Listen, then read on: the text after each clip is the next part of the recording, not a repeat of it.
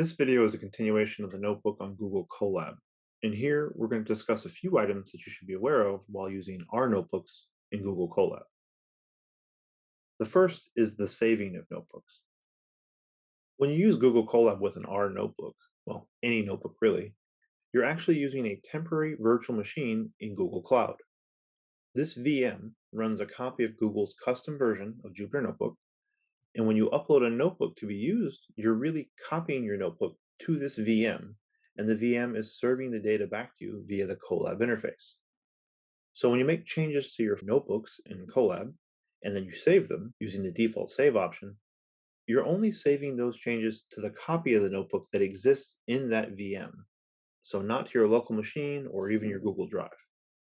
If we take a look at the File menu, we see that there are actually several options for saving our notebooks. Again, here is the default save option that only saves to the temporary VM. Above this are options for saving copies of your notebook to your Google Drive or even to GitHub. If we scroll down a little, we see that there's also an option to download the files to your local machine. And I strongly recommend that you do this to ensure that you have a copy of any changes that you've made during your Colab session. Now, the next thing I want to point out is that we've noticed recently that using the built-in help function in an R notebook in Colab gives you a warning or an error message. And so I've given you that warning message here, but let's actually run it and take a look for ourselves.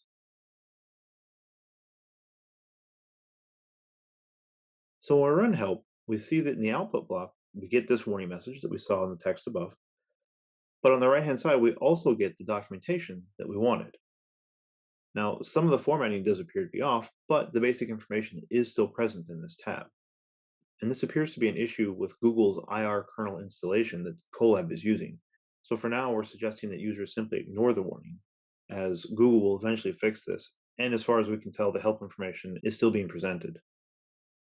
Next, you should be aware that the mounting of Google Drive is currently not supported for R runtimes. It's only supported for Python runtimes. If you recall in the previous video, if we click the Files button on the left-hand side here, we can click this button here to mount our Google Drive. And if this works, then it would allow us to use data or files in our Google Drive account directly through this interface. However, when I click this, you see that we get an error stating this is only supported for Python runtimes. Unfortunately, like the help, this is something we have to wait for Google to fix. Although, in this case, there is a bit of a workaround. But it does require us to run our code in a Python runtime and not in an R runtime as we're doing now. So what I mean by this is we're actually going to be mixing R with Python.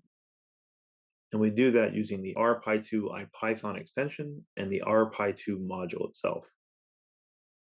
I've given you the code for this in this code block here, but we're actually going to demonstrate this now in a new notebook. So I'm going to create a new notebook, and the new notebook is going to be a Python notebook, not an R notebook. Then I'm going to copy and paste the code we saw on the previous page here in the first block and run it. The first line here, this pip install rpy2, should actually not be required. Previously, we had to install rpy2, but it seems that Google has updated their configuration, which now includes this for us. So I'm including this line here really just for completeness. And also, in the event that you find something you want to use that isn't supported, this is one way to install it. The next line here is going to actually load the rpy2 extension that we need in order to mark our later code blocks to be R code blocks and not Python code blocks. We're going to do this through something called cell magic commands. And the command we're going to use is going to be %%R. I'll show you that momentarily. So this third line here imports the rpy2 module for Python. So if you have no intention of using Python, then you don't need to use this line. I include it here because if you ever want to share data between R code and Python code, this module will allow you to do so here in Google Colab. However, that's beyond the scope of this notebook, so I'm going to leave it here, and if you're interested in that, I'll let you look that up on your own. So now I'm going to create a new code block. And in this code block, the first line, I'm going to write %%R. And this is a cell magic command that we loaded as part of the rpy2 extension. And it tells Colab that the code in this cell block should be interpreted as R and not Python. And so now after this line, we can actually write R code and run it like we normally would. And so here I'll simply assign A the value of 1, and then I'll output the contents of A to the output block below. And so we see that it printed out 1 here. One last comment before we conclude this video is that you don't actually need RPi2 to use any of the notebooks we provided for this tutorial series. All the notebooks should work with the R runtime, although you may receive warnings while running help commands. Again, these can be ignored as long as you receive the help documentation that you were expecting.